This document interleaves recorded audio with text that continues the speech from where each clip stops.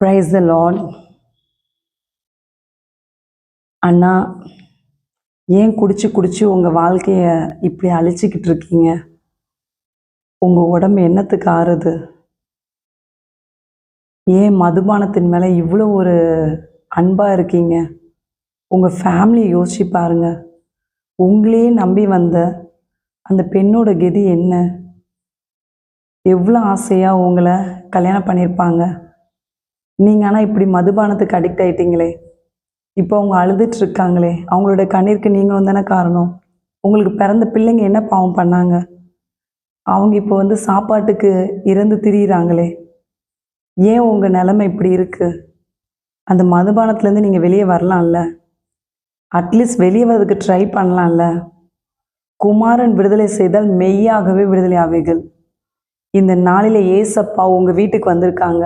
ஏன் மூலமாக ஏசப்போட வார்த்தை உங்களுக்கு நேராய் வருகிறது. நீதிமொழிகள் 23:31 மதுபானம் இருக்கும் இடத்திலே தங்கி தரிப்பவர்களுக்கும் கலப்புள்ள சாராயத்தையும் நாடுகளுக்கும் தானே. மதுபானம் இரத்த வர்ணமாய் இருந்து பாத்திரத்தில் பளபளப்பாய் தோன்றும் போது நீ அதை பாராதே. அது மெதுவாய் இறங்கும், முடிவிலே அது பாம்பை போல் கடிக்கும், விரியனை போல் தீண்டும். ஆம் அண்ணா, இந்த மதுபானத்தை நீங்கள் குடிக்கிறதுனால உங்கள் குடும்பம் அழிஞ்சிரும். நீங்கள் அழிஞ்சு போயிடுவீங்க. நீங்கள் சீக்கிரம் செத்து போயிடுவீங்க. உங்கள் பாடியில் எல்லா பார்ட்ஸுமே செயலிழக்க ஆரம்பிச்சிரும். அதுக்கப்புறம் உங்கள் ஒய்ஃப் பிள்ளைங்களை யார் பார்த்துப்பா? இப்படி ரோட்டில் விட்டுட்டு போகிறது தான் கல்யாணம் பண்ணுறீங்களாண்ணா? ப்ளீஸ் அந்த மதுபானத்தை தூக்கி போடுங்க. உங்களால் விடுதலை செய்ய முடியலன்னா எத்தனையோ ஆலயத்தில், எங்கள் டூஇபுரம் சர்ச்சில் வியாழக்கிழமை மதுபானம் அவங்க அடிமைப்பட்டிருக்கவங்களுக்காக ஜெபிக்கிறோம். கலந்துக்கலாம். நீங்கள் இந்த மாதிரி எல்லா சர்ச்லேயுமே நடக்குதுண்ணா. தயவு செய்து அந்த மதுபானத்தை விடணும்னு நீங்கள் கொஞ்சம் ட்ரை பண்ணுங்கள். அந்த இடத்துக்கே போகாதீங்க. அந்த மாதிரி மதுபானம் குடிக்கிற அந்த ஃப்ரெண்ட்ஸோடு சேராதீங்க.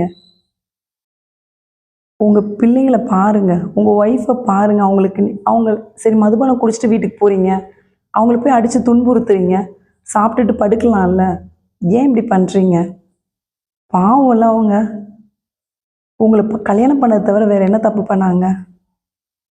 ப்ளீஸ் தயவு செய்து கெஞ்சி கேட்குறேன். என்னை உங்கள் தங்கச்சா நினச்சிக்கோங்க.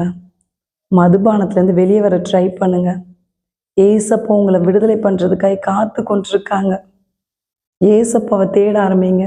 அவர் உங்களுக்கு விடுதலை தருவார். கர்த்தர் உங்களை ஆசீர்வதிப்பாராங்க.